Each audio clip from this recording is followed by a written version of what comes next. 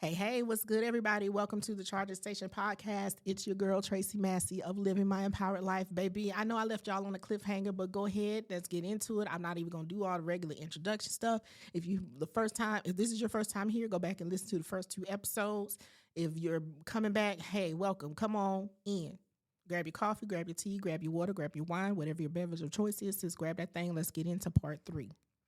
So I had this lovely conversation with this lady. So many things in common. After I get off the phone with her, this was on a Friday. After I get off the phone with her, I'm like thinking it would be crazy if we are sisters.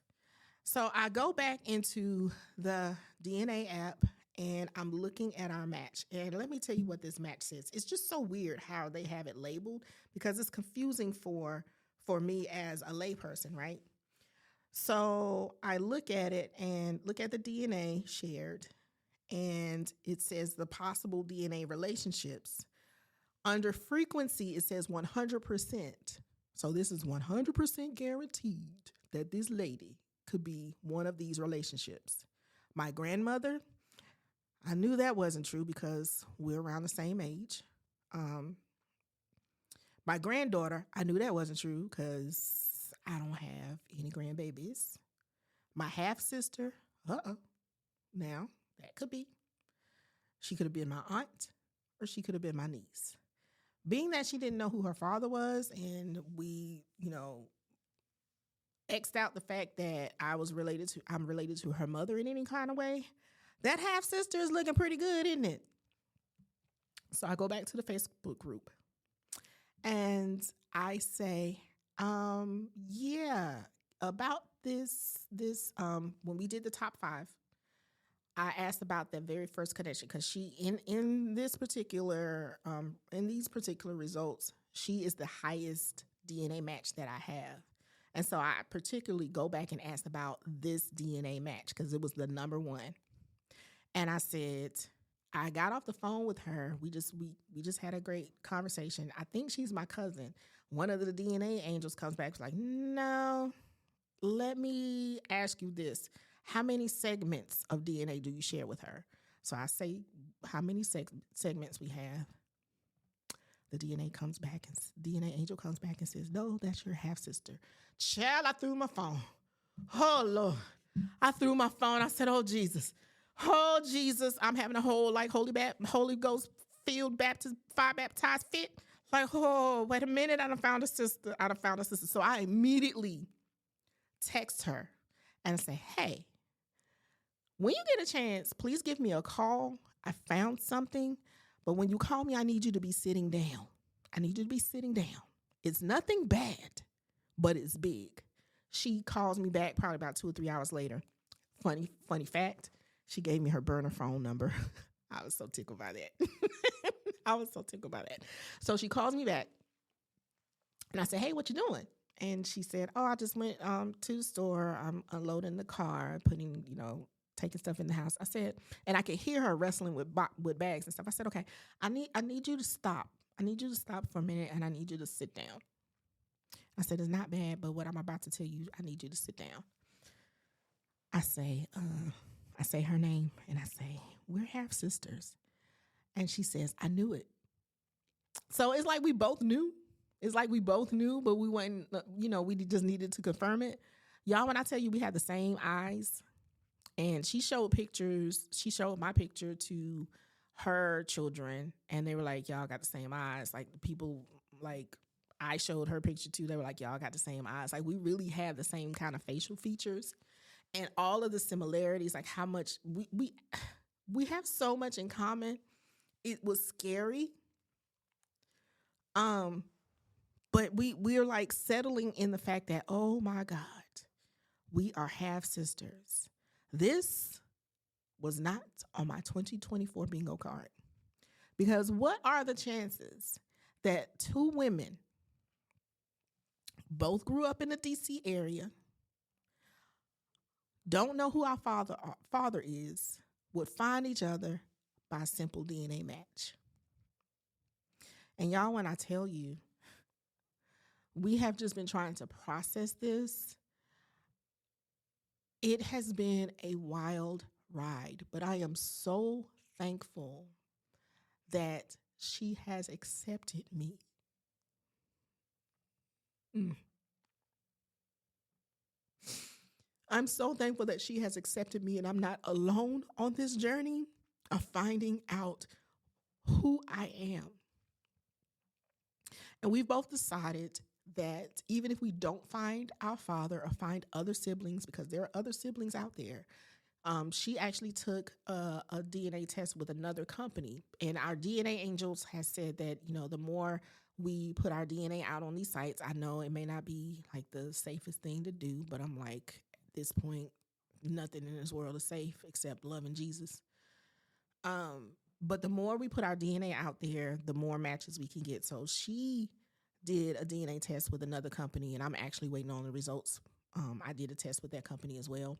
But on her results on that other company, there's a great nephew. So we know we have a great nephew, which means we got other siblings out there. And so now it's become like this running ha-ha for us. Right now, I'm the baby. Right now, I'm the baby of the brood. But as we find more, could there be more after me?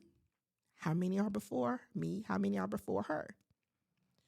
But we have come to the resolve that even if we don't find them, the fact that we found each other is a miracle in itself. And we are going to make the biggest, best blessing of 2024 so far the best things of our lives. We have committed to building our relationship as sisters. And as someone that grew up as an only child,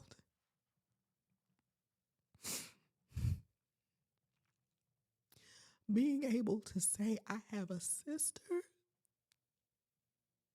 and nieces and a nephew and a great niece after losing my own bloodline, I cannot tell you how much that means to me and how grateful I am to God for this revelation. God, I thank you. Because for so long, y'all, I felt alone. Even though I've been surrounded by beautiful family, my cousins have become like my siblings. I have great girlfriends. Y'all know I talk about my divas all the time. They're like my sisters, my big sis and mentor. Like, I have people who are like family, but at the end of the day, they're not my blood. And if you have never been in this situation, you can't even fathom what I mean by that. It doesn't mean that I don't love them. It doesn't mean that I don't appreciate them. I just know where they're in hierarchy, I'm low on the totem pole, as it should be. But now I can see part of me. My God, thank you. See, I told you this is making me emotional. This is such a roller coaster, y'all. I can't even explain it unless you've walked through it. It is such a roller coaster. And being in these Facebook groups and just seeing people, like the heartbreak that comes through some of these newfound information, newfound siblings, everybody doesn't have a great story. And so far, my story is great and I'm thankful, but we are fully preparing ourselves for it to take a turn just in case. We're not focusing on that, but we just have to be aware. You just have to be on alert. But I am so very grateful for what it is right now. And my sister and I, it's wild that I'm able to say that, and it's really like my blood.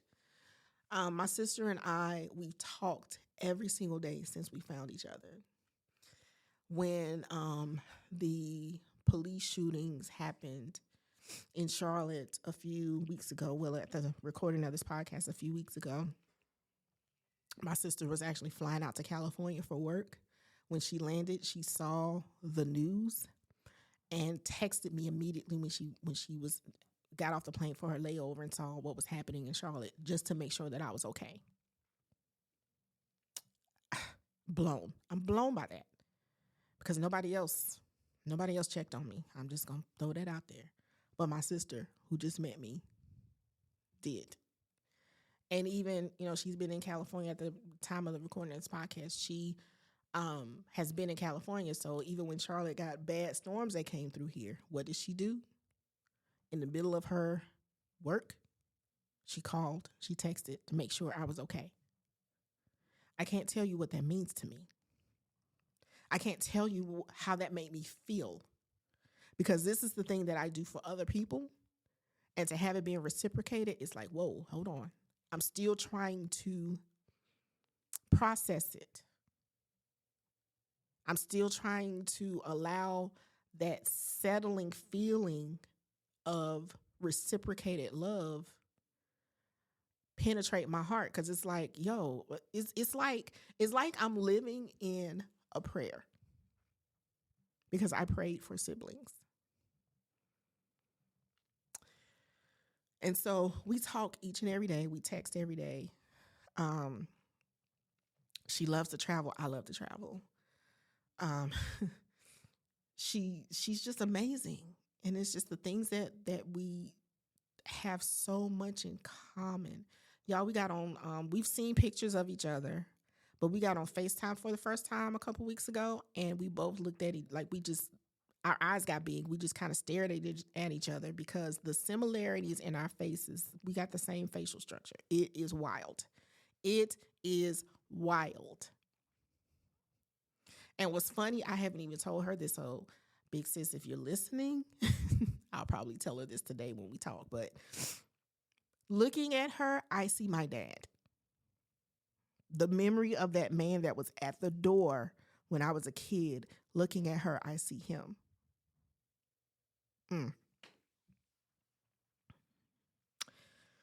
Whoo, child.